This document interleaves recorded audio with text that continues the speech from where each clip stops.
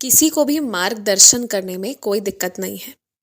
तुम्हें अक्सर कहा जाता है कि अगर तुम ज़्यादा बातें सबको सिखाओगे, समझाओगे, पढ़ाओगे, बताओगे तो तुम पीछे रह जाओगे।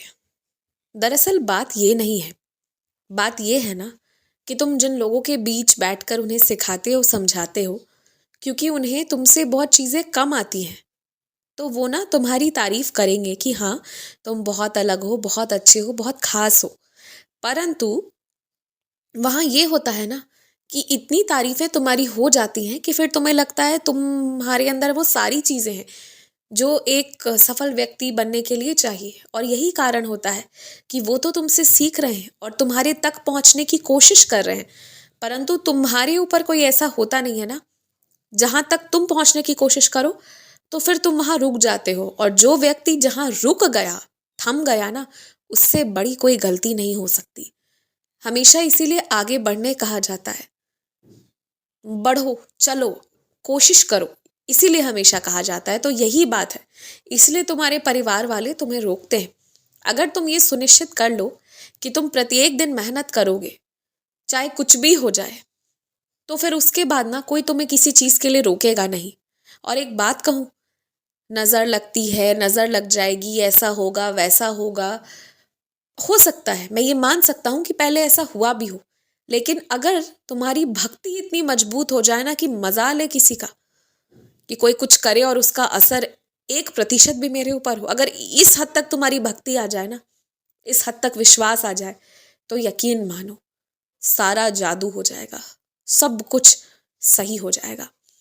तो बस ये बात ऐसी है ना कि किसी भी चीज़ को जो तुम्हारे पास दिया गया है उसे स्वीकार करना है या नहीं, ये तुम्हारे ऊपर है। यहाँ तक कि मैं बीमारियों की भी बात कहूँ ना, तो तुम उसे स्वीकार करोगे, उसे जगह दोगे, तभी वो तुम्हारे शरीर में रहेंगी, अन्यथा नहीं रहेंगी। तुम अगर चाह जाओ कि बीमारी ना रहे तो बिल्कुल वैसा होगा, पर चाहते ही नहीं हो, चाहत ही नहीं है। और चाहत है भी तो वो बस बाहर बाहर से, ऊपर ऊपर से कहने को।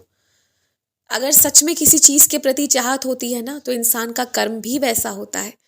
तो यहाँ हर कुछ कर्म से होता है। बस उन चीज़ों पर ध्यान रखो, तुम्हें पता सब कुछ है, फिर भी मैं तुम्हें इसीलिए समझा रहा हूँ कि तुम ये समझो कि तुम्हें क्या नहीं करना है और क्या करना है। ये दोनों चीज़ें समझना बहुत आवश्यक है। जब धार्मिक मामले होते हैं ना, जहाँ धर्म से जुड़ी हुई बात हो रही होती है, वहाँ तुम व्यापार नहीं कर सकते हो। वहाँ मुमकिन नहीं है कि तुम व्यापार करो। वहाँ पर श्रद्धा की आवश्यकता होती है। जितने विश्वास के साथ, जितनी श्रद्धा से, जितना प्रेम से, जितना अच्छे से ग्रंथों को पढ़कर और जितना अपना अनुभव से समझ कर बताओगे ना, वहाँ लोगों पर वो ज़्यादा असर करेंगी। जो चीज़ें, जो तरीके व्यापार बढ़ाने के लिए की जाती है ना, उन तरीकों को धार्मिक कार्य प्रयोजन में नहीं किया जा सकता। इस बात का ध्यान रखना। धर्म, पूजा पाठ, आध्यात्म, ये बहुत अलग है, ये बहुत बड़ी बात है, बहुत ही बड़ी बात। तो इसे ना उतनी छोटी चीज़ों से तुलना मत करो और उतनी छोटी चीज़ों में मत सिमटाओ। ये सांसारिक चीज़ों से बढ़कर बहुत बड़ी चीज़ें हैं और तुम्हारे पास ये बहुमूल्य चीज़ का थोड़ा सा अंश है। तुम चाहो तो वृद्धि कर सकते हो। मेरे बहुत बहुत आशीर्वाद से ना तुम अपने मित्रों के साथ उस एक मंदिर जाओगे। देख लेना, तुम्हारे मन में बात आई है ना, तुम अपने मित्रों के साथ जाओगे। शायद परिवार वाले भी जाएं, परंतु वो बाद में जाएंगे। पहले तुम अपने मित्रों के साथ ही जाओगे वहाँ। और जब जाना ना, तो वहाँ पर भोलेनाथ की पूजा खूब मन से करना, दिल से करना। और मैं एक बात कहूँ, अगर तुम सच में कहते हो अपने आप को कि मैं साईं का दीवाना हूँ, मैं भोले बाबा का दीवाना हूँ, मैं किसी का भी दीवाना हूँ, अगर कहते हो ना, तो कहो मत। शब्द तो लोग बड़ी बड़ी बातें करते हैं, उसे कर्म से दिखाओ।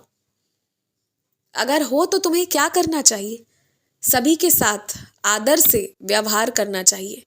जो गलती तुम्हारे अंदर एक दिन हो गई, उसे दोबारा दोहराना नहीं चाहिए। किसी से बुरा नहीं बोलना चाहिए, सेवा करना चाहिए। तुम चाहे किसी के भी दीवाने हो ना, जो दीवाना होता है ना, उसमें सेवा भाव होता है। तो अगर ये कहते हो कि मैं दीवाना हूँ तो उसे स्पष्ट करने के लिए ना सेवा भाव को जागृत करो।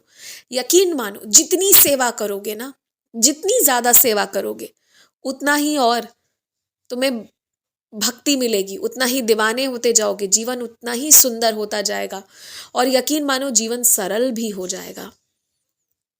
मैं सच कह रहा हूँ, जो सेवा करते हैं ना उनका जीवन बहुत सरल हो जाता है।